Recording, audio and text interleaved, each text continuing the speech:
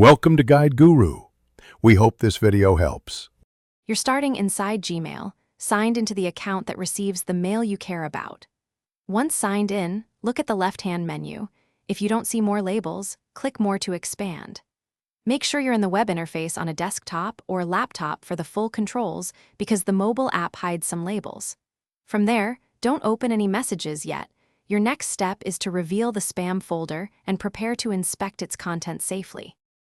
Once the left menu is expanded, click Spam to load its contents. Gmail flags suspected junk here.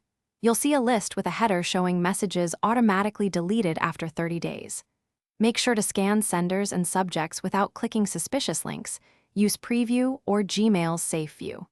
If you want to find a specific message, use the search bar within spam and keywords, which filters results reliably. This lets you spot false positives and take corrective action. To finish, select any legitimate messages and click Not Spam or move to Inbox so Gmail learns from your choice. Delete anything malicious with Delete Forever. It won't linger for 30 days. If you can't find a spam folder, make sure filters haven't redirected mail, labels are visible, and a map/POP settings aren't syncing oddly. If problems persist, clear browser cache, disable extensions, or try another browser. That usually resolves UI issues and restores access to the spam folder. Thanks for watching. Consider subscribing if we helped you today.